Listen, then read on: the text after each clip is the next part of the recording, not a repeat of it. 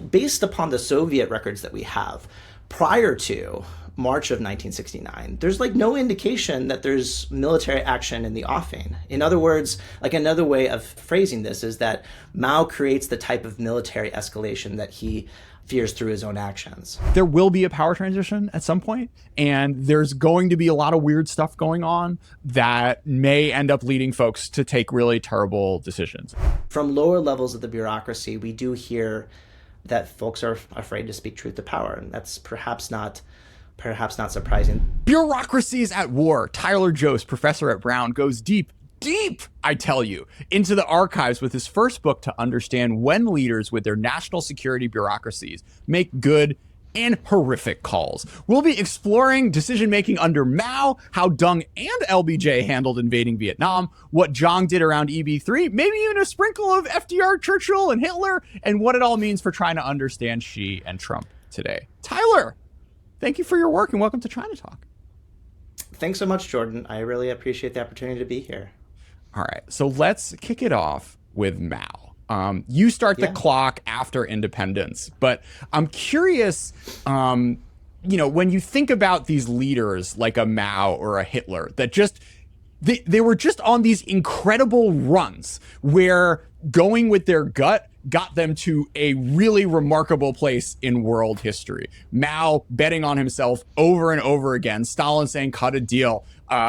And him just being like, no, we're going to fight it out and we're going to win at the end. And then you get this like great break with the Japanese showing up, and like a lot of things work out that really like got him going. And I think more broadly, like most leaders, by the time that they become leaders of their country, like things have had to have broken for them really well over the past 20 years or so. So I'm curious, as we're thinking broadly about the interaction between bureaucracies and leaders trusting their gut versus listening to the experts, like what does that psychological confidence that almost all of these people bring into the roles when they get the seats end up shaping how they interact with other folks in their system? Yeah, it's a great question. And I think you could probably break it down to like three categories of explanation, right? So on one level, some psychologists think that human beings are just sort of hardwired to be overconfident, right? You can say there's like a baseline tendency across the human population that when presented with gambles, human beings are going to make riskier choices than they probably should, given a kind of dispassionate look at the data. Then there's a second category of explanation, which I think Mao probably fits into, which is that, yeah, there might be that baseline tendency, but like certain personalities tend to be more risk accepted than others. And that could either be because just like some people are comfortable with risks, some people are comfortable with taking gambles. But it could also be because like the way that we perceive risk can be an individual level trait. Like some people might perceive the gamble of war as being like a little bit less risky than others. And I think Mao probably falls into that category. And then the last category of explanation has to do with like this political phenomenon that you're talking about, which is like in the context of foreign policy decision making, right? We often studying the decisions of presidents, prime ministers, and dictators, right? And so these are leaders that by definition have been able to climb up the political ladder somehow. So they're already in office. And you're right that in a way that could in and of itself trigger this kind of hot hand notion that like, look, I was able to get here and this must mean that my views are good. And as such, like I should trust those instincts as opposed to the data around me. Okay, we're 4 minutes in and going to Hitler. I've been going back into my Ian Kershaw, and there are just so many calls in the 1930s where his gut was right, and the Allies did fold, and invading Poland kind of worked out. And invading France really worked out better than anyone could have imagined. I mean, you got to the point where the generals were about to kill him because they thought the calls that he was making were so bad in the late 1930s. So then when you kind of get into the next phase of these epochal blunders, right, of declaring war on the US, of invading the Soviet Union, that like there's a way in which it's understandable that someone who's gone from being, thrown in jail for some shitty coup attempt 20 years ago is now like standing astride Europe, that of course they're going to, make really really terrible calls. This is a book about miscalculation, right? And oftentimes, both historians and political scientists sometimes try to evaluate individual level decisions based upon like, well, if things turned out, it must not have been a miscalculation. Whereas if things didn't, it must have been. And I think that's actually like, it's a problematic way of thinking about it for two reasons. The first is that like, first you can make a decision that ends up working out that is based upon horribly inaccurate views of the world, right? Yeah. And vice versa, right? But then second, like if we really wanted to study the quality of decision making, you have to start with some sort of temporal analysis. You have to look over time, because like looking at any one decision, for example, Hitler's in the late 1930s, which might have worked like things, even if he was overly optimistic going into it, like things cut their way, or the Nazis' way. And so let's say you had like a 5% chance of things, according to the data, 5% chance of things going your way. That's still a 5% chance. But like if you keep making that bet over and over again, eventually it will catch up with you. And so from a methodological point of view, I know you want to focus on the history, not the methods, right? Yeah. But from a methodological point of view, and this applies equally when you're like doing a historical analysis, you want to take a kind of bird's eye view, like what is the pattern of success and failure over time, as opposed to specific instances in isolation. Not to say we shouldn't go deep, and obviously the book tries to go deep in particular cases to illustrate the mechanisms, but it's important to start with baselines, or base rates rather. Yeah, I mean, like you can tell a story of the 1930s that like the international world is weak and like besotted by the control of Jewry and like ripe for toppling, but all of a sudden like the most Jewry Bolshevik infested one happens to be the one that is still fighting even after losing millions of people in the summer and fall of 1940. So like you can draw some pretty terrible extrapolations based on a limited set of data points. But all right, I'll shut up about Nazis. Let's get to Mao. So Tyler, I guess first from a sort of epistemological perspective, like you got a ton of stuff in here in terms of all of these, I mean, these like niempu of like what the daily leaders are discussing, and like the documentation around all of this decision making. Were you surprised that there was all of this out there for you to sink your teeth into once you started investigating this? Well, so the Chronicle of Mao Zedong, or the Mao Zedong Niempu, it was released just before I started graduate school. And so I don't think I realized as I was starting just how lucky I was in my timing. Essentially, the party archives publishes, particularly for revolutionary era leaders, these compendiums of daily activities of senior leaders. So Mao's meetings with his advisors, Mao's meeting of the Politburo, not just the ones that were released about or publicized in Remini Rebal, but like the private ones as well, the ones that were where the real action happened. They're all in here. And so, I sort of stumbled into this knowing that I was interested in writing a dissertation about decision making. And then it just so happens that like the most detailed records pertaining to decision making had just been released by the party. So why don't you give us so you periodized Mao from 49 to 62 and 63 to 76. Let's start in that early era. Like Sure. First off, I guess what was the decision-making national security decision-making apparatus that he was working around and through? All of these frameworks start with the leader, right? Because I'm interested in miscalculations about questions of war and peace, right? The assumption at the starting point, this is a theoretical assumption, you could question it, but I sort of try to show empirically that this is a sound assumption, but that is that you have to get the leader on board. Leaders make the final call on these really big decisions in foreign policy. There could be other subsidiary decisions that low-level bureaucrats get to make on their own, but really the starting point for any analysis has to be the leader.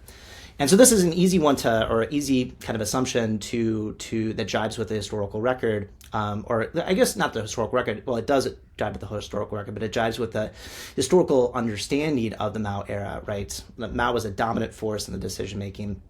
But the reason I say that the period between 1949 and 1962 was different from roughly 1963 to the end of Mao's life is that the system that Mao created when they founded the government in 1949 was, comparatively speaking, a one that is pretty integrated. And what do I mean by that? Well, I mean that there were a lot of mechanisms by which the leader was able to reach down into the Chinese party state and extract information that they needed in order to make decisions. There was a kind of unusually high status of the foreign ministry that was it was a function of the fact that many of the individuals that went into the foreign ministry early on had been part of the military and had revolutionary credentials. This included Zhou Enlai, who was the first foreign minister concomitantly, the premier of the country at the get-go. His replacement, Chen Yi, a similar kind of one of the 10 marshals, so on and so forth. So that's a kind of diplomatic core or diplomatic critical mass of information that Mao has access to. And then obviously there's the military, right? The military already has pretty high standing and good availability to get information up to Mao. And so when you think about the ability for Chinese leaders from the 1940 to late 1940s to early 1960s to get information that they need from the state system, it's pretty good. Tyler, okay, let's take it to 1962. What was happening between the mainland and Taiwan at the time? Yeah, so in 1962, if you think just in sort of the international scene, right, what's going on, right? So this is 4 years into the Great Leap Forward. The Chinese economy is doing incredibly poorly. There's suspicion in the outside that perhaps the regime is not fully stable. And in the spring of 1962, Chiang Kai-shek, who's been monitoring the situation on the mainland very closely, gets it in his head that this is his sort of last favorable opportunity to do some sort of serious military action against the mainland in order to foment revolt that would ultimately topple the communist regime. And so he takes a series of actions, everything from like writing in his diary about how serious he is about some sort of military action against the mainland to setting up these sort of internal to Taiwan military bodies, convening military meetings, military planning meetings, and then reaching out to the Americans to see whether or not they would be willing to support something. Unfortunately for Taiwan at the time, and this is eventually what's found out by Mao, this is a year after the Bay of Pigs in the Kennedy administration. And so the United States and Taipei have signed a mutual defense pact a couple of years prior, which essentially gives veto authority to the United States for any type of major military operations, such as the one that Chiang has in mind in 1962. And so Chiang essentially has to decide whether or not he's going to go it alone or whether or not he and go back on the treaty commitment or just sort of back off. That's the kind of scene setter before we get to the mainland side of things. So what did Mao know? When did he know it? And what was the kind of decision space that he was facing once he started hearing whispers of Chiang thinking that he could run the Civil War back? Yeah, so basically Mao gets pretty early wind that something serious is happening in the spring of 1962 through intelligence channels. He immediately engages with the bureaucratic establishment. So there's a series of Politburo, Central Military Committee, leading small group meetings, all of which are sort of activated to say, okay, what is China to do? And what's really remarkable about this, because this is essentially, 1962, 4 years into the Great Leap Forward, is that, the foreign ministry is at the table, the military officers are at the table, and there's pretty candid discussion, particularly given the fact that Mao early on in the crisis seems to indicate that he's taking the chance of an invasion quite seriously. But where Beijing eventually lands at is essentially a two-pronged strategy. So one in which the PLA is going to mobilize, but do so publicly in order to try to showcase that it is aware of what's going on and it's prepared to defend itself militarily. But then critically, and this is where the foreign ministry and Zhou Enlai play a really big role, they activate a diplomatic channel that the PRC has with the United States. Remember, this is the Cold War, right? So there's not formal diplomatic recognition between the two countries, but there is an ambassador-level channel in Warsaw, in Poland, by which the two sides can communicate with one another. And the foreign ministry folks, including Foreign Minister Chen Yi, have this intuition that, just like we said a moment ago, look, it's highly likely that Chiang Kai-shek is probably going rogue on this, and it's unlikely given the international scenario that the United States is behind it.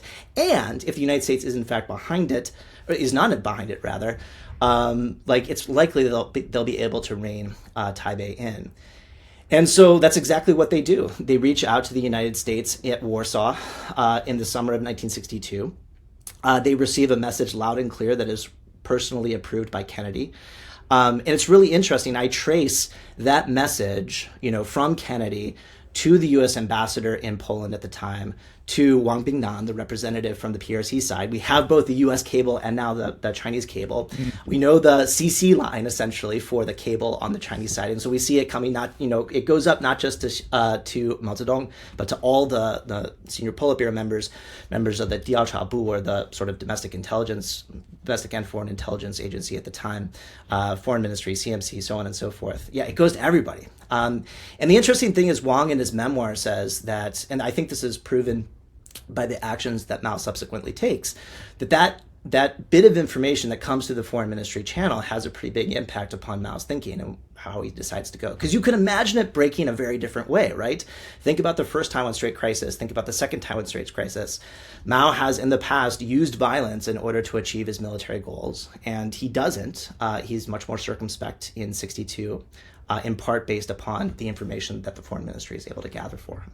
Yeah, I mean, I guess the other question is, like, he kind of, there were other times in the 50s where he was sort of, like, he, like, saw the upside of escalating. Yeah. Right? Yeah. Like, in the Korean War and then in the Taiwan Straits, where he's like, oh, like, we need to, like, make sure our, like, revolutionary fervor is still high or whatever. But it's interesting that it seems like the Great Leap Forward, as you argue, has him calibrate down just how, aggressive he's willing to be in running risks.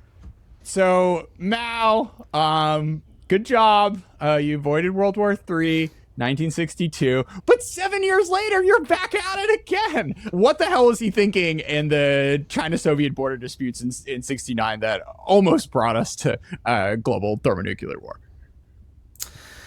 Yeah, I mean, I think that's probably an exaggeration to say that either one of these would have resulted in World War. Just for the historical record, I don't want to make it seem as if the book argues that. But I do think that things go much worse in 69 as opposed to 62. So again, it's important to do some scene setting here. So by 1969, the Sino-Soviet split is now well underway, and the two sides are increasingly confrontational towards one another, both in vying for leadership in places in Africa and Southeast Asia, but also along the border. They have territorial disputes dating back to the founding of the PRC, which are unresolved, and a series of skirmishes, particularly on the northeastern part of China's border, begin to escalate in the late 1960s. And so alongside of this is the Soviet invasion under the so-called Brezhnev Doctrine of Czechoslovakia in 1968.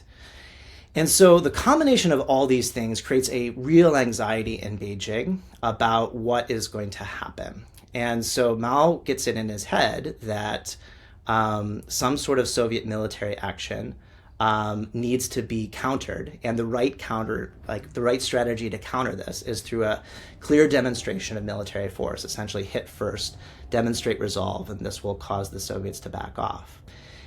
And Mao was wrong on essentially two fronts, right? The first is that this would cause the Soviets to back off, and the second was the severity of which the Soviets were contemplating some sort of military action prior to China initiating conflict in March of 69.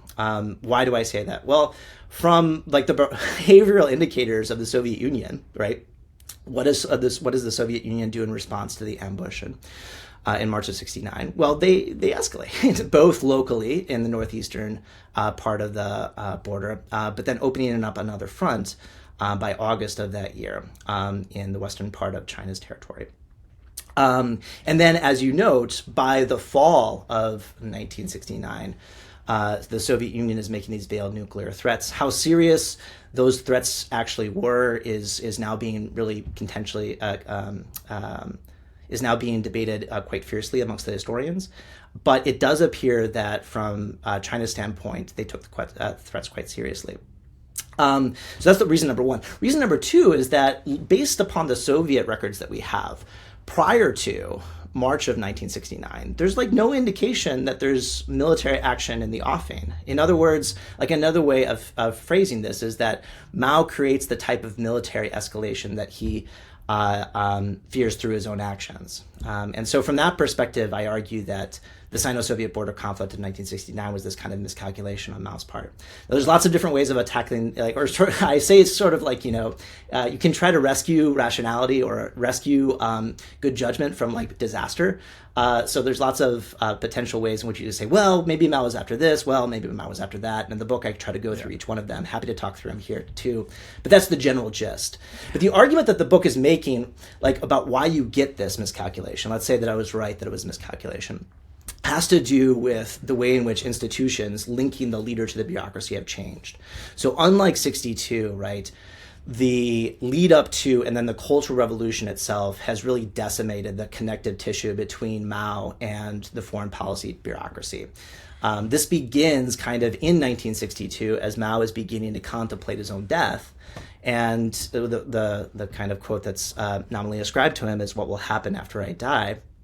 And this begins, like, Mao just sort of increasingly is fearful that what he's observed happen to the party during the Great Leap Forward is a kind of premonition of this lack of revolutionary zeal that will take over the party after he's no longer around. And actually, in that regard, he was like absolutely right. Yeah. Right. And so how do you prepare for that? Right. Well, you need to begin attacking key leaders within the bureaucratic establishment who you perceive to be not revolutionary enough. This happens actually as early as the fall of 1962. And continues at with the way in which Mao makes decisions in 63, 64, 65, shifts a little bit. The forums that he uses are a little bit more insular, a little more exclusionary. And then obviously all of this is just kind of build up to the just atomic bomb that Mao unleashes upon the foreign policy bureaucracy in the Cultural Revolution, the foreign ministry in particular.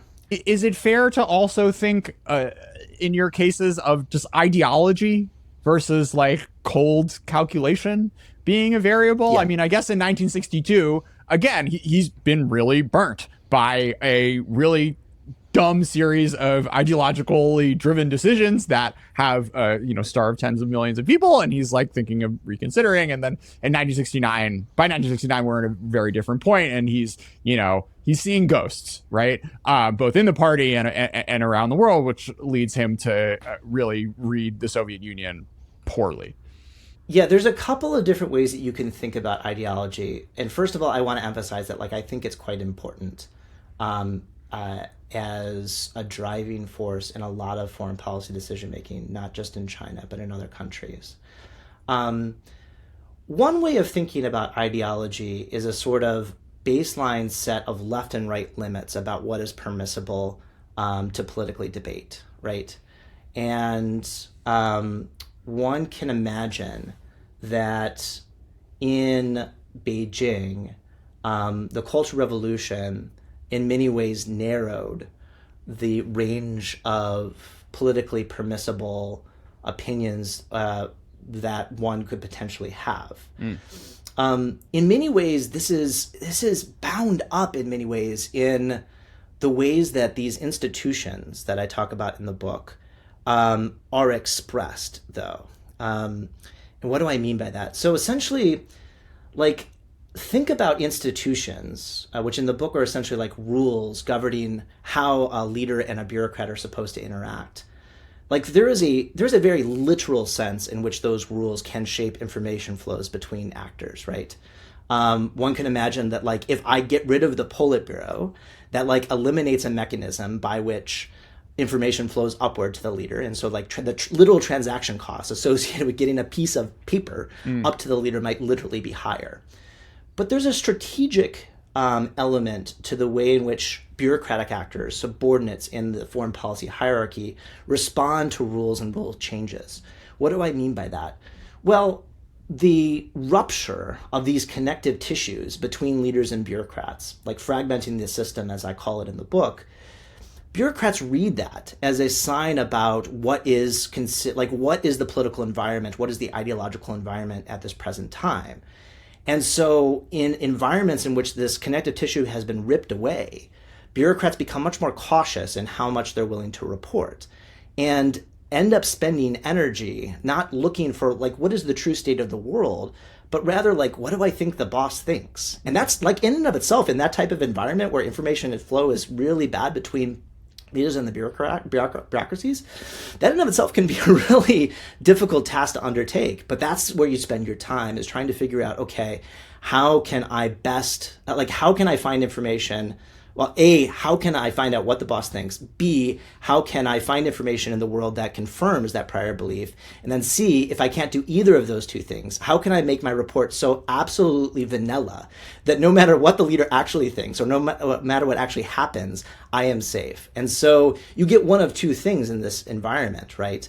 Either you get this kind of ideologically charged set of upward bound information that's just like, rearing to go with confirming what the leader has said is ideologically correct, or you get something that is so like stripped of meaningful information and so filled with ideological dogma that it's not useful to the leader anymore. Sorry, more Hitler. There was a someone who walked around Hitler, and they had something called a Führer machine, and it had really big font because his eyesight wasn't good by the time the war started. And this person, whenever they saw Hitler kind of being a little bummed out, would just print out an article saying how he's awesome and amazing and everything's going great. And it's just like when you get to the point where you need to do the sort of like the psychological uppers of just like feeding them information that makes them feel good, like you're probably like not in the best state for like doing good, cold, hard, national security, analytical decision making. Yeah, no, and the interesting thing here, one of the arguments that I got early on in this project was, well, once leaders rip this connective tissue away, they know that they've ripped the connective tissue away, and they know that their underlings, like extremely rational, extremely strategic players, should know that their subordinates have incentives to provide biased information to them. Oh, that's a terrible and so argument. shouldn't. Well, no. It's just let's. It's not horrible. Okay. It's worth thinking through. And so, like, the argument would be, if all of those things hold, then a rational leader would say, okay, well, I'm just going to discount everything that is supplied to me, right? And so, in that world, right, that like fragmented institutional arrangement, it just brings you back to a single leader making decisions on their own, but it doesn't necessarily make you any worse. The argument I make in the book is actually that might be true, but also like if we accept that human beings can be prone to bias, can be prone to like the type of interactions that you just described between Hitler and his subordinates, in which they like to hear good things and they don't properly discount when they get information that confirms their priors, then yeah, actually this can lead to an echo chamber. And I think the other interesting dynamic that you get into is the sort of coup worry, right? Obviously relevant in the Hitler case, very relevant in the Mao case as well, where like if you kind of have this tremor where you're like, oh, are these generals just gonna shoot me and like throw me overboard? And of course with Mao, you have the Stalin case, which he had lived through and was hanging over him as like, this is the disaster that I don't want to befall myself and befall the CCP, of like losing our revolutionary edge and throwing the founder of the nation under the bus. Precisely. Yeah, so the book makes this claim that these institutions that I've been talking about, like, they don't just arise Deus ex machina, right? They don't just arise like out of nothing. They're actually a political choice. They're informed by calculations that leaders are making based upon how much of a threat the bureaucracy poses to their political survival and political agenda, and then how much they really need that bureaucracy in order to do the things that they want to do while in office. And so the combination of those two things that is most troubling, like where you get to the Cultural Revolution, is this situation in which, and it doesn't have to be a coup per se, like there are other ways that the bureaucracy can threaten the leader. In Mao's case, it's really more that he's concerned about what the bureaucracy will do after he's no longer around, and the need to kind of reinstill revolutionary fervor into the party that is the driving force, arguably. But regardless, the really bad combination is when leaders both think that the bureaucracy is a threat to the political agenda And on the demand side of things, like they don't have, they're inwardly focused. They're focused on domestic as opposed to international policy items. Because you can imagine another world in which you fear the bureaucracy, but you also have like a really, really threatening international environment and a really ambitious international agenda. So in that case, you have to sort of balance that fear with the demand for the information that the bureaucracy can supply. What the combination that's worse is when you fear the bureaucracy, but that demand side goes away, you're inwardly focused, and then you have no need for them. So why assume any kind of risk? Just cut them out. All right, so let's fast forward to Deng in 1979. He thought it would be as easy as when Mao invaded India in 1962. Turned out to not be the case. What the people forget about this war? Tyler, what was Deng thinking in 79 when he ended up invading Vietnam? Yeah, the 79 case, as you mentioned, is a kind of forgotten war, and it shouldn't be because it's really consequential, both in terms of the geopolitics of the Asia Pacific region for the last stretch of the Cold War, but also in terms of like what it tells us about how decision making works in China and the potential pathologies that can befall things, right? And so, yeah, the starting point, in case for those who don't know this, right, is China's decision to adopt a punitive war against its southern neighbor, Vietnam, in 1979. And as you just noted, right, the logic that Deng, both internally and externally, constantly comes back to is this idea that we need to punish Vietnam for its invasion of Cambodia and its cozying up to the Soviet Union through this demonstration of battlefield strength, right? So not the United States, rather, the PRC is going to invade for a short period of time, show how powerful the PLA is, and the phrase that they use frequently at this moment in time is that they're going to teach a lesson to the southern neighbors. And as you noted, the analogy that they use that's front of mind for the decision makers, Deng in particular, is the 1962 war with India, in which the strategy works reasonably well, right? Like we know on the Indian side that the Indians probably underestimated what Chinese military prowess was in 1962. The battlefield demonstration in the war in the fall of that year shows that the PLA is actually a force to be reckoned with. They have the upper hand on the border, and India revises its policies accordingly. That doesn't happen in 1979.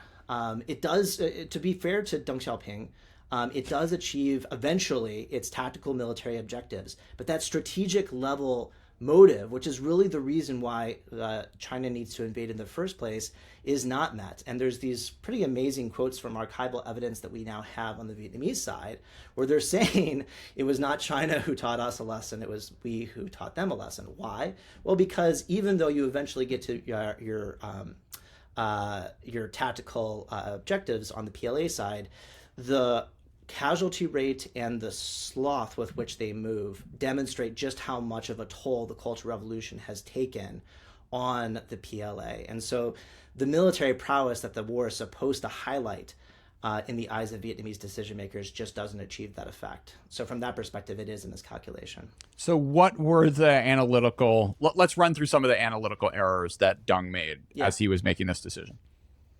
Yeah, so part of it comes from understanding what the state of the PLA is. From that perspective, I think most of the evidence that we have suggests that Deng eventually realizes this prior to the invasion. Usually the evidence indicates right about January. Ironically, most of the good information that Deng is able to get right before the invasion begins comes through like these informal channels because folks are afraid to speak candidly to him in more formal settings. But by that point, most of the decision, like Deng has already sort of put himself out there as pushing this through as a political part of his political agenda, and so it would be difficult for him by January for him to back off.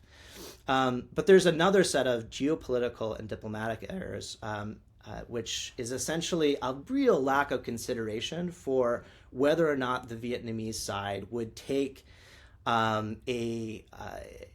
a situation in which the PLA doesn't perform as well as it had in 62 into a lack of an assessment for what that would do to Vietnamese assessments of PRC capabilities and resolve. That like question is just not asked. So there's this absence of strategic assessment from that point of view. It's a very, very shallow debate in the latter months, December in particular of 1978, the months prior to the war.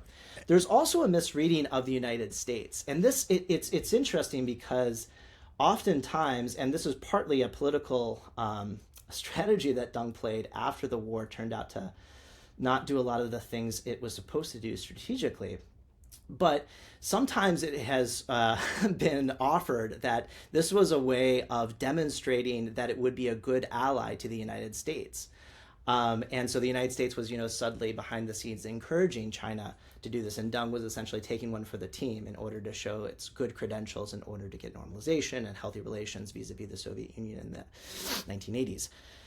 What we now know from U.S. archives, actually, Jimmy Carter actively discouraged. Deng Xiaoping takes a trip to the United States, famous in January of 1979, right before the invasion begins. And Jimmy Carter is actively discouraging both amongst, all in private settings, but with a sort of small group of advisors, and then a much smaller setting where it's really just him and Deng, actively discouraging him and saying, look, you have other options available to you, such as you could move your forces to the border and engage in a sort of series of pinprick operations, which might draw some of the Vietnamese forces up to the north, away from Cambodia, and not sort of risk this big international backlash that you're talking, that this war is going to engender.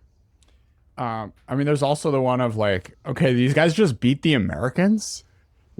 We really think they're chumps. It's regardless of the sort of internal estimation of the PLA, the fact that you think Vietnam wouldn't be up for the fight or be ready to bring it after having spent the past 15 years going up against the most advanced militaries in the world and that they couldn't take you is just kind of absurd. I'm curious. No, it's interesting, and it dovetails with the very first question you asked, which is why do people tend towards optimism in their assessments when they don't look at data.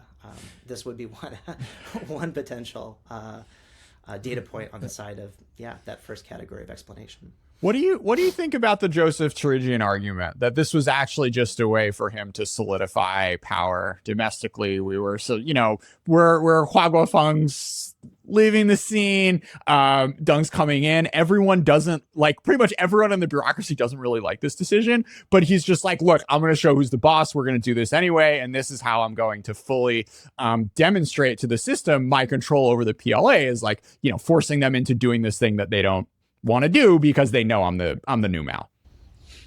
Yeah, so there's two ways of thinking about the argument, and Joseph's book does talk about it, but actually the most intricate articulation of this political motivation comes from a book by Zhang Xiaoming, which is really excellent, and it's really worth sort of going deep into what the story is. So there's the first way of thinking about it, and this is what Zhang Xiaoming puts front and center, is this idea that the PLA needs to be reformed. And as such, Deng needs to demonstrate the military weakness of the PLA in order to drive through organizational reforms within the PLA that are needed.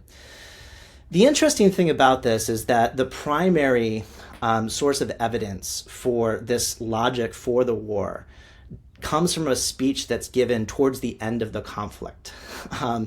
And so there's two ways of reading this, right? It's very difficult to find. Certainly Deng is aware of bloatedness as one of the terms that he's fond of using in the 70s within the military, certainly aware of this bloatedness within the PLA, but very difficult to find anything within the historical record prior to the war of him saying that the war is going to allow me to pursue this political agenda. So one way of interpreting the fact that this document upon which the analysis relies comes towards the end of the conflict is, well, maybe he felt this way all along, which is certainly possible. We can't dismiss it. And whenever we're dealing with leader beliefs, we have to be circumspect to a certain extent about what leaders thought at certain points. But to me, and Joseph wrote this in his book as well, that speech reads quite defensive, and him trying to justify what he's done. And from that perspective, one could make the case that it's a sort of ex post rationalization for what China got out of the war, as opposed to a belief that Deng held all along. The second way of thinking about the war is the way you articulated it, which is that Deng knows that the position is going to be unpopular, but pushing through a policy that is unpopular will demonstrate political strength, which will sort of affirm his position vis-a-vis Hua Guofeng. That's possible as well. The downside to that argument, from my perspective, is the intimacy with which Deng Xiaoping was involved in the planning of the war. And so it's difficult if one takes as given that the war doesn't go the way that folks in Beijing had hoped, and Deng is responsible for planning it. That's a hugely risky move in a certain way, because you've linked yourself to the planning process. So it's possible, I think, but it wouldn't explain a lot of the kind of other aspects of the decision-making process in total.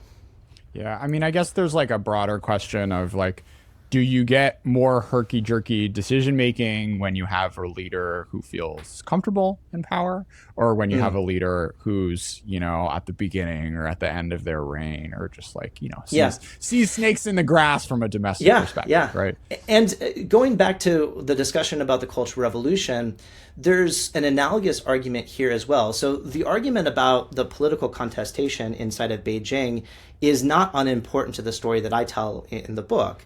It is precisely because elite politics are quite contentious in the mid to late 1970s that it is beneficial in a way to keep these institutions quite fragmented and those connective tissues that have been ripped out from the Chinese system in the Cultural Revolution, like not try to amend those. And what do you see? Like actually, most of the amendments to restoring connective tissue between leaders in the bureaucracy don't happen until the Hua-Deng battle has subsided in the 1980s. So to fast forward to 2025, like all the discourses around like, will she go or will he won't go? But it is, I think, an important data point to really internalize that like the last real war that China started was actually right after a power transition. So like, she is going to die. Like there will be a power transition at some point, and there's going to be a lot of weird stuff going on that may end up leading folks to take really terrible decisions. And I think that sort of insecurity ends up in a lot of your case studies kind of leading people to narrow where they're getting their information from and just like take bigger and ultimately dumber swings. Precisely. Yes, I think that's precisely the right question to ask. I'm not in the business of prognosticating about Xi Jinping and Taiwan, but I do think the question you raised, or rather the point you raised regarding the importance of the succession problem and the way that Xi Jinping is likely to the institutional choices that she will have to make in order to navigate those perilous waters, that's arguably the question we're not asking enough. It's not to say that you couldn't theoretically get to war based upon a shift in the balance of power or a sort of lack of resolve on the United States side or miscalculation prior to that point. But I do think that the succession problem is the like unnoticed but gigantic elephant in the room that will become more obvious as time goes on. Is there a succession driven decision making case study? Oh, besides Mao? Yeah, I mean, I guess yeah, no, I mean Mao's the succession one. And then, well, I mean it's important because you can think about the succession problem two ways. You can think about the 69 conflict as rooted in institutional choices that Mao needs to make in order to get what he wants in 1976 when he eventually passes away. Like that's one way to think about the succession problem. And then the second way is to think about it on the on the other side of death, or the other side of the transition of power, namely when whoever is left over is likely to be in a perilous political position based upon the types of folks that leaders, particularly personalist ones, bring into their inner circle towards the end of their life. So those leaders who inherit these foreign policy problems and a set of institutions that aren't particularly well functioning arguably are prone to miscalculation, and that's the 79 war. So, as like towards the end stage of leaders' tenure, be they sort of democratically elected, or autocrats kind of like contemplating their demise, you mentioned this dynamic of the advisors getting worse and worse. Why don't you pick your case study and we can play that out? Sure. Well, I mean, since you bring up democratically elected contexts, I find that to be one of the most fascinating things about foreign policy decision making is how institutions for political selection, like what we typically term as the difference between democracy and autocracy, how it matters and how it doesn't, right? So one could think about like one of the benefits of democracy is that leaders who are exiting office don't have to think in as stark of terms about what will happen to them after they're out of power, and have a certain amount of constraint on how much they can do to set up politics after they leave office, right? And so from that perspective, in many ways, autocracy opens the door for some of the pathological institutions that the book is talking about. That being said, the really interesting thing is that you can still get scenarios in which democratically elected leaders are quite fearful of what a bureaucracy can do to them politically. Sure. And so there are two cases that look at this in depth. The first is the Indian side of the 1962 Sino-Indian border war, and Nehru's apprehensions about the foreign policy establishment, particularly the defense ministry, military, and intelligence apparatus. But then the second happened right here in the United States, and that was the reconfiguration of the National Security Council under Lyndon Johnson after he comes into office on the heels of the assassination of JFK in '63. Yeah, so let's do Vietnam. We have this again, like we did one Vietnam. Let's do the other. Yeah. All right. So we've got JFK gets assassinated, and LBJ is handed all of these people who hate his guts, and we're about to kick him off the ticket. Had JFK not passed away. Take it from there, Tyler. Yeah. So the argument in the book is that the dynamics that you just described, this kind of unusual means of taking power in '63, coupled with probably some of the psychological predispositions of LBJ in the first place, lead Johnson to be tremendously paranoid about the threat of the bureaucracy to his political agenda, namely his desire to get through two huge, consequential, and important pieces of domestic legislation pertaining to civil rights and the Great Society. I mean, we have him on record both while he was in office and then afterwards reflecting, like, these were the things that he cared a lot about. And remember what I said just a couple of minutes ago. You quote him saying that, like, Great Society stuff was the one woman I truly loved. Yes. And as a serial adulterer, that does mean something if you're LBJ. Yeah, I mean, I think back to the thing we said maybe 10 or 15 minutes ago. Like, what is the worst possible political environment from the perspective of the efficiency and effectiveness of these institutions? It's situations in which you are deeply fearful of the bureaucracy, and you're focused on getting domestic agenda items through.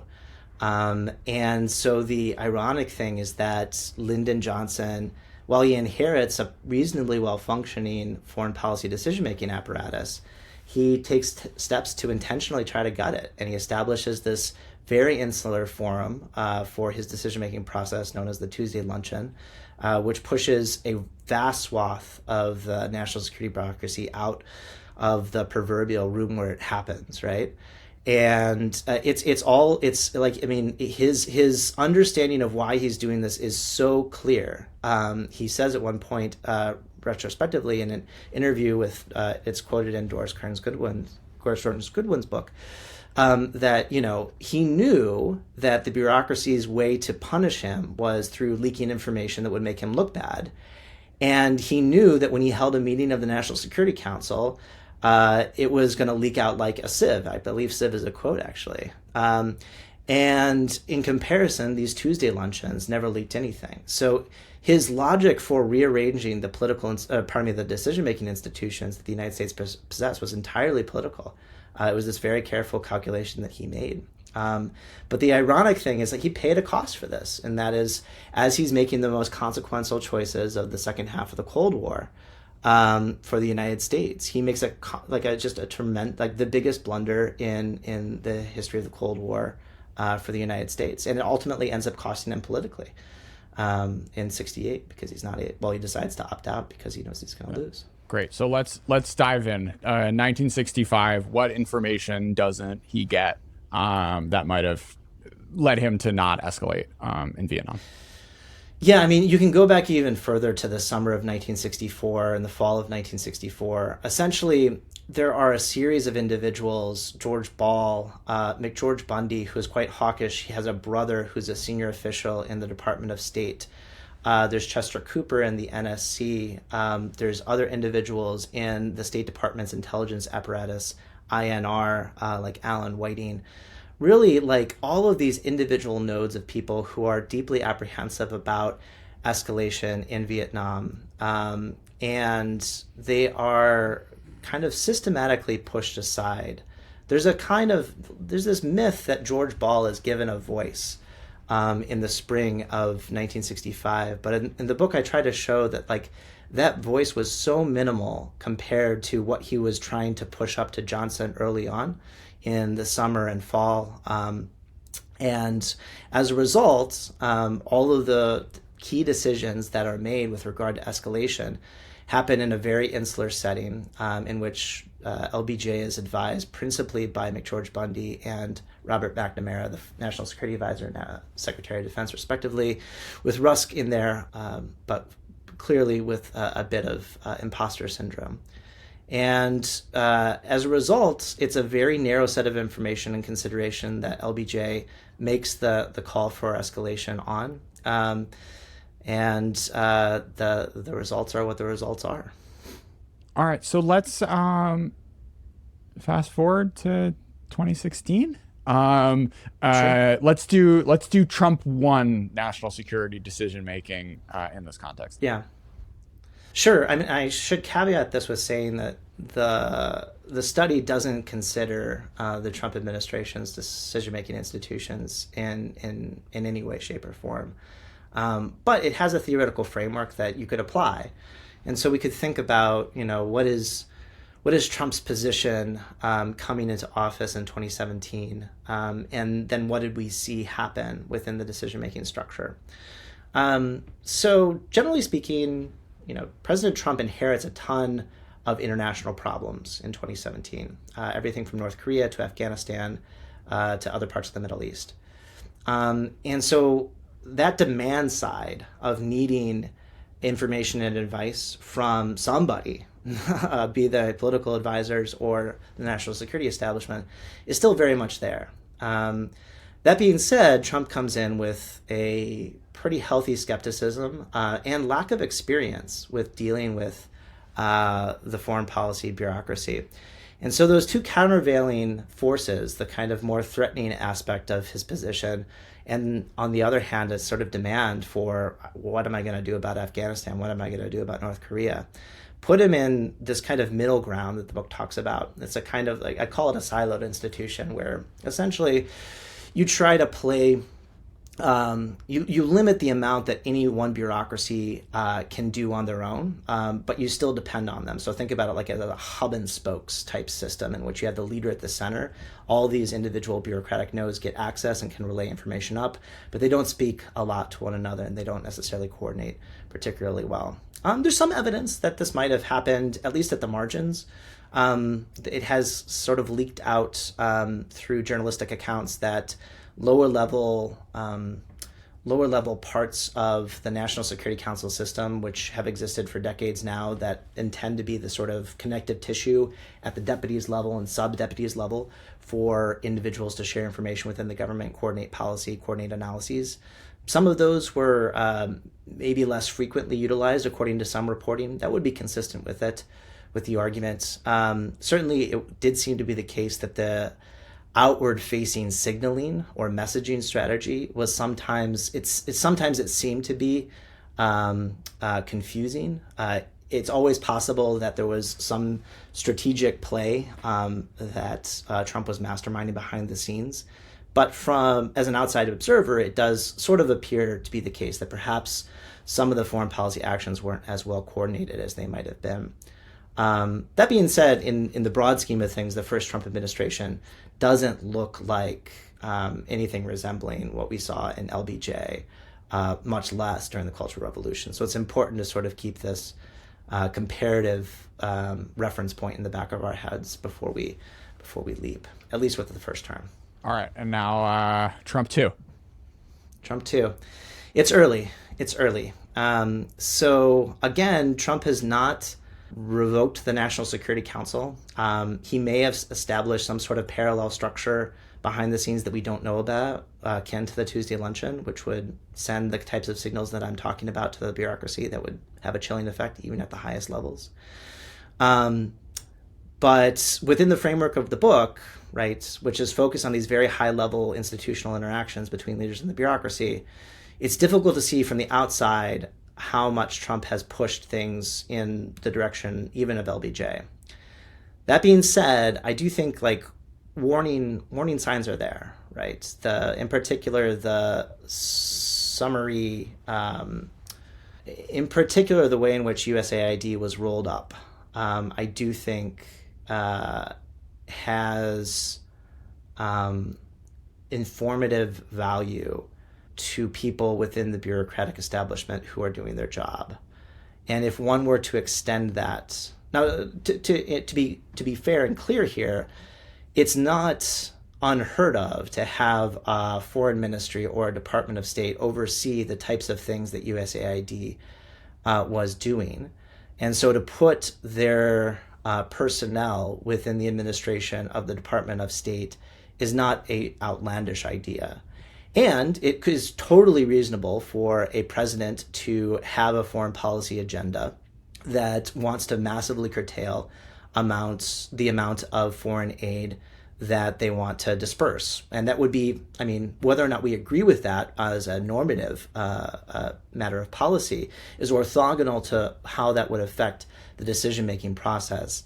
It's really the means and the process by which, and the scope of organizational change that is bound up in the USAID actions that I think is the biggest warning sign.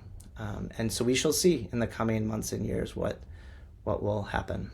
Well, the Führer machine was a setup 45 minutes ago, of course, for Natalie Harp, the human printer who runs around and prints Donald Trump out stuff of tweets making him look good. So anyways, I take your point, Tyler, on the it's early days on the sort of like literal bureaucratic reorganization front. But I think you can also look from a personnel perspective about the types of folks who are now the senior advisors, which is a very different complexion than what you saw in Trump 1, and feels a lot more like late Mao than early Mao. Yeah, it's a really interesting point, and it's not front and center in the book, this idea of appointing loyalists as opposed to experts. But other parts of political science do talk about that trade-off. They don't necessarily think about institutions the way that I've thought about it. They think more in terms of as the hiring is going on, what's the primary selection criteria? Is it, do you have credentials to do this job? Or is it, I care less about that, and what I care more about is, will you swear absolute fealty to me?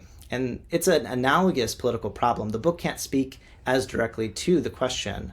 So it's a little bit more difficult to apply the framework to the Trump administration, one or two, along this dimension. But I think it's an important question to ask and one we should continue to monitor. Yeah, I mean the sort of like red versus expert dynamic is really what we're getting at. Yeah, I mean that's just the way of sort of articulating this standard thing, expertise versus loyalty trade-off that a lot of economists and political scientists have talked about. Some people think like red versus expert debate is something unique to China. No, I mean the way of formulating the debate is unique to China, but this is a perennial political problem that happens. Yeah, it's an LBJ thing. He didn't want people leaking on him. Absolutely, yeah, precisely. But well, let's stay on it for a second, Tyler. Like, what do you gain and lose by leaning red or leaning expert? Yeah, so the tricky thing, so you can think about it, we talked a little bit about like the functional or literal way in which it changes things, and then you can think about the strategic ways in which it changes things.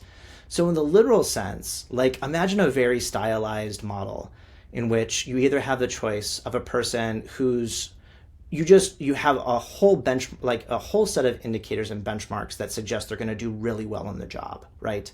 And so that's one candidate, and you have another candidate who doesn't possess any of those attributes, but you have every indicator that they're going to do the thing that you want them to do once they're in office.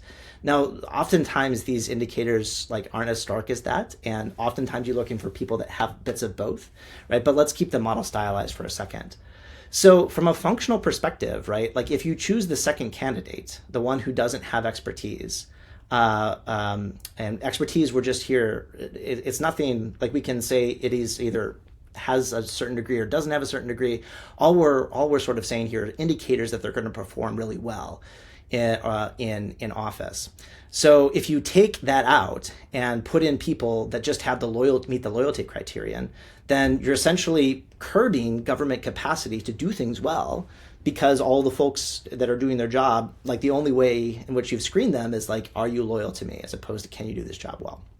So that's the first way. That's the functional way, or the literal way. The strategic way requires a little bit of imagination and sort of like thinking about the chess game, right? So let's imagine those same candidates, but actually they both get a position, right? So they're both in office. And suddenly they're faced with choices about how they're going to do their job and how much they're going to risk in order to say what or do what they think is the right thing. The candidate that was that first candidate that I talked about, the one that was performing well, in a way has something to fall back on when wanting to speak truth to power, right? Because in a way, if that person makes a judgment which is different from what the leader has said, they have some credentials to fall back on to say, look, no, I can have this opinion. I'm right to have this opinion.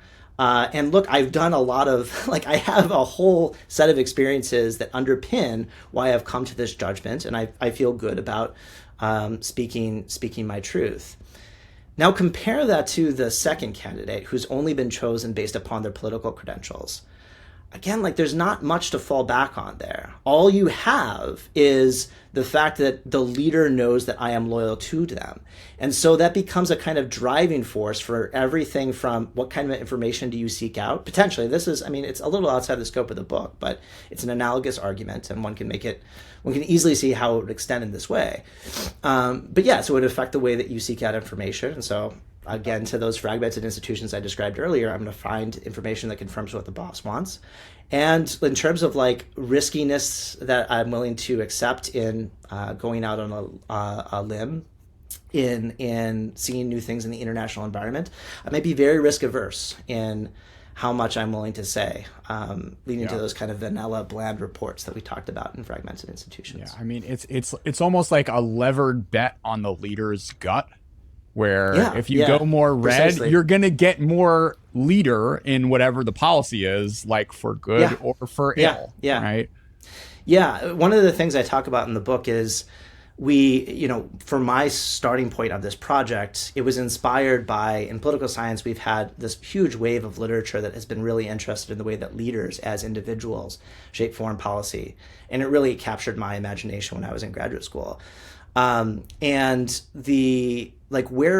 where that type of analysis integrates into my own is that, like, just as you said, when you set up institutions that sort of rip the connective tissue between leaders and the bureaucracy away, then you do get foreign policy that very much looks like the leader in absolute terms, right? That's not necessarily a good thing. That's the kind of twist that the book offers. But it's once the institutions that bring in bureaucratic perspective are established, that's when things look a lot different in terms of the outcomes that we get. All right, let's close on Xi. We talked post Xi, but let's talk Xi. How's he doing with all of this? So we want to be even more circumspect about drawing inferences with regard to Xi than we were with Trump, because the information environment is quite poor. What I'll say is two things.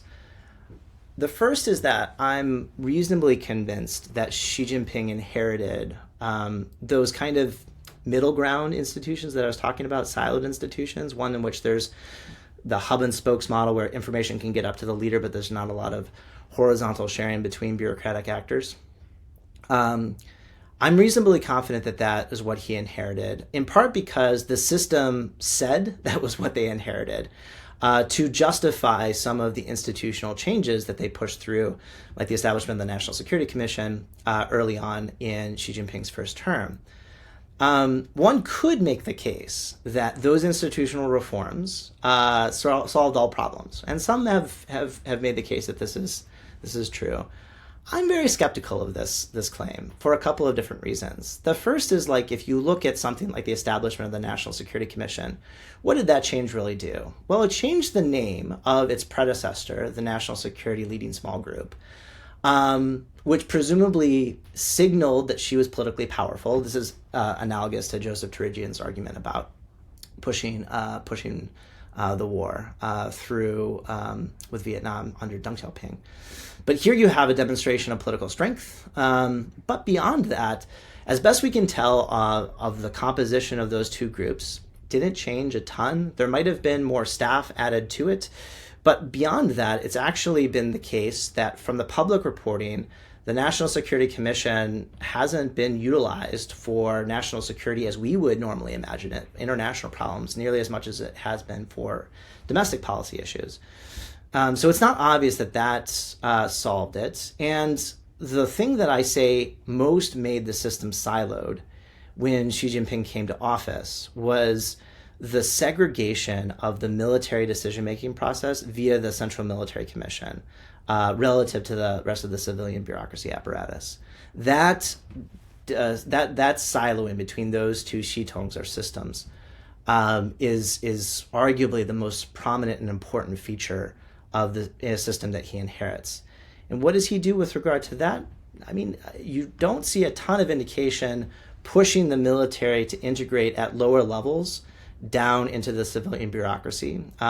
It's possible that it's happening behind the scenes in ways we don't appreciate or see, but publicly it seems actually the opposite. She doubles down on his direct and unilateral control of the military via the Central Military Commission, which on the one hand does give him a modicum of control over it, or more control over it, but he pays a price in terms of the way in which that allows the military to independently and directly channel information up that might not be vetted by other parts of the bureaucracy. Okay, so that's the first thing I'll say, which I know is maybe a long point. The second one will be shorter. So the last thing we could ask about Xi Jinping is whether or not, if it hasn't moved to a better system, has it actually moved to a worse system? And here, it's not unlike the United States in that the formal structures of decision making haven't moved in the way that they did during the Cultural Revolution, in which it's really easy for an outside observer to understand the way in which the system is changing.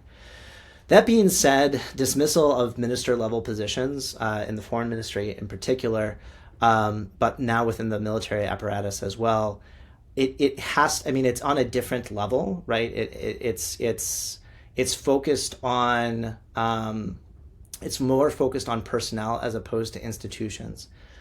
But that being said, it's quite possible that this would have a chilling effect. And from lower levels of the bureaucracy, we do hear that folks are afraid to speak truth to power, and that's perhaps not surprising. The thing we want to be careful about in drawing these inferences, really, though, is most of the inklings about the chilling effect that Xi's anti-corruption campaign and other personnel choices have had upon the bureaucracy and bureaucratic reporting is coming out from a very low level. And what we don't know really, at least publicly, perhaps others in, say, the government understand this better than I do, but we don't know is where the bureaucracy meets the political leadership, like that, and that's where the book is primarily focused, because it makes the case that that's really the most important place to look. We don't know if the same chilling effect, the same fear of speaking truth to power, is shaping those relationships or those interactions as well.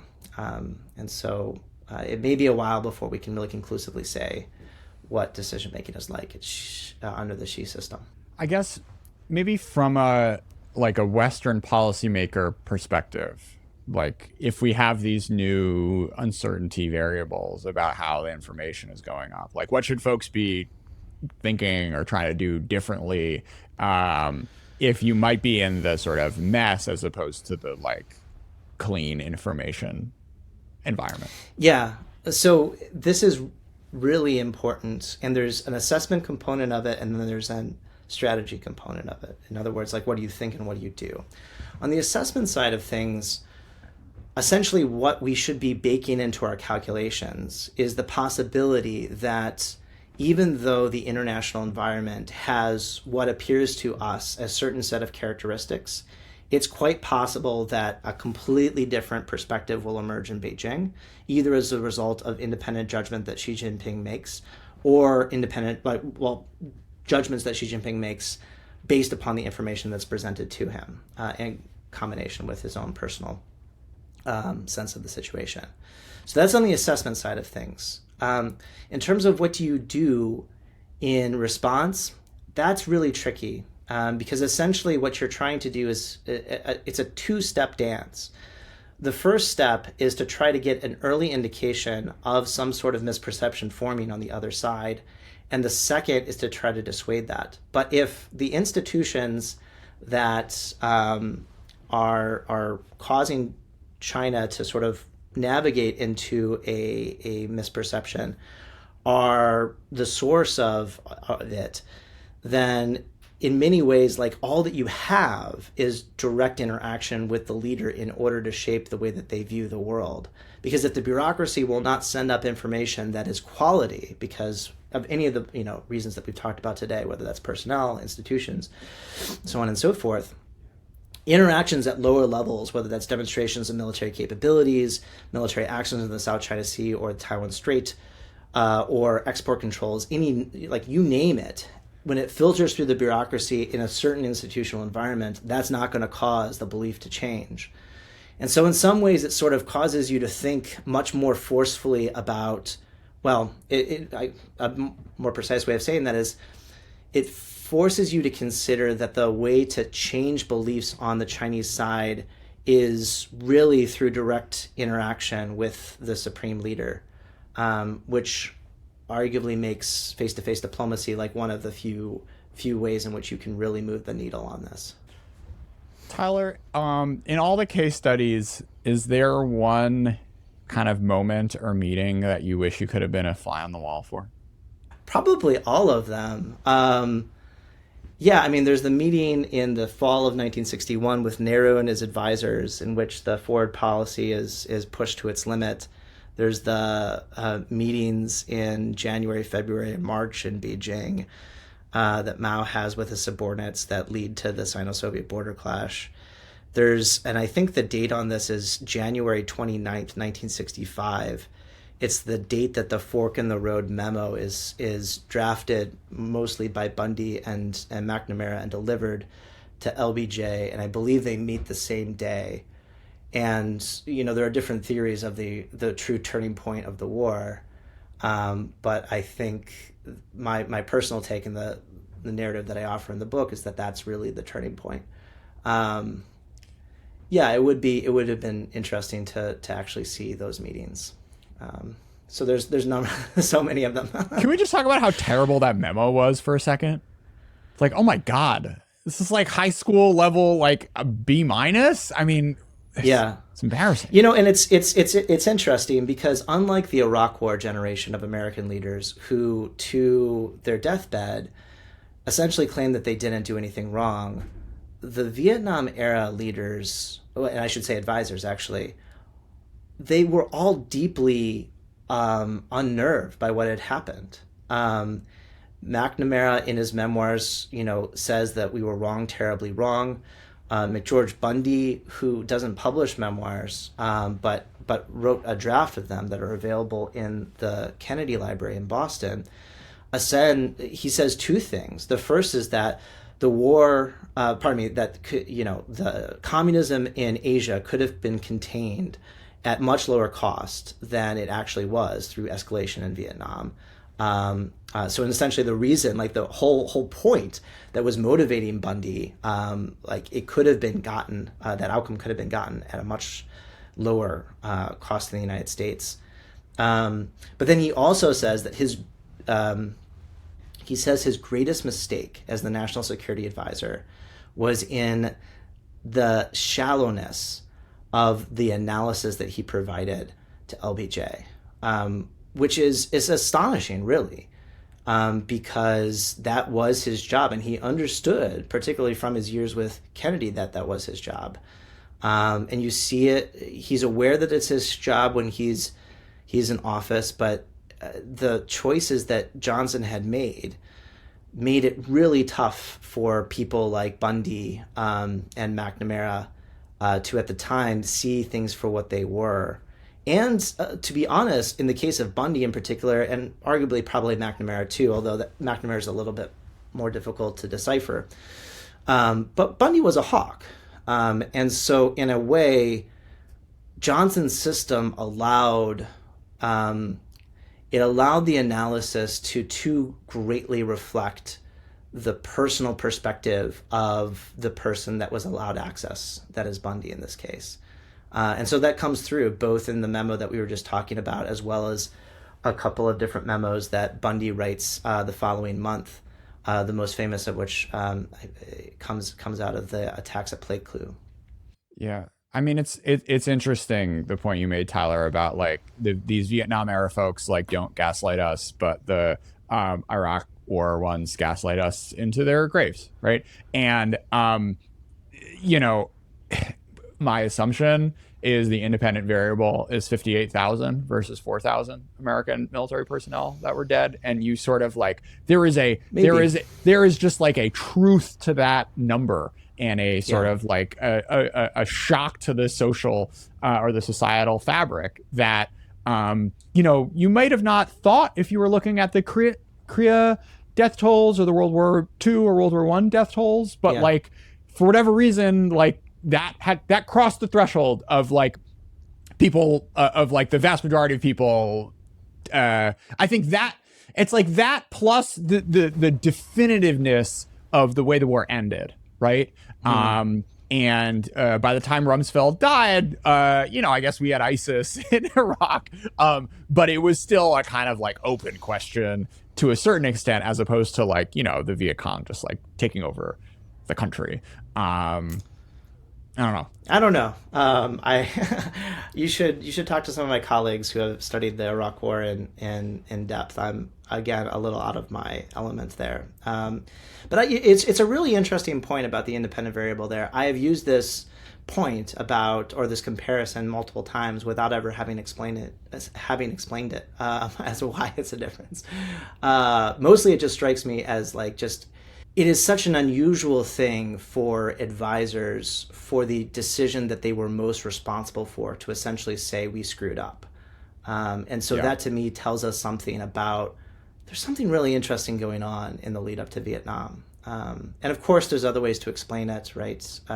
There's more self-interested ways in which they might have been trying to salvage their reputation, so on and so forth. And certainly some points of his memoir, McNamara, you just like, it's interesting because some of some of the analyses that he offers about why they were wrong strike me as just completely off. Like, for example, at one point he makes the claim that the United States had a ton of expertise regarding the Soviet Union, but none regarding Southeast Asia, and that's just objectively false. Like, the problem wasn't that we didn't have experts in the State Department or National Security Council. The problem was when they wrote memos and sent them to you before they would go to the president, you said no, absolutely not. This isn't going anywhere.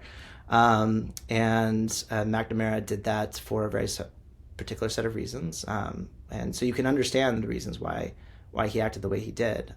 But yeah, it's all of these things, and tragedy is in the opening lines of the book. I mean, these things are tragic events in the sense that one wishes, with the benefit of hindsight, that things might have been different. But the kind of cold reality of where the book lands is often that this is not, tragic though it may be, it is so firmly rooted in politics that while we might hope the decision makers would rise above that, like, politics is such a powerful force and makes it such that these things will happen in perpetuity, just as a result of contestation between political actors. All right, let's close with your opening lines then. One of the tragedies of international conflict is that it often achieves so little. History is replete with examples of states charging headfirst into international confrontations that left them no better off and often much worse off than where they started. All right. Yep. Well, here's to hoping, Tyler. Yeah. Okay. Thank you so much for being a part of ChinaTalk. No, thanks for having me. It's really been a pleasure. Really great conversation. I enjoyed it a lot.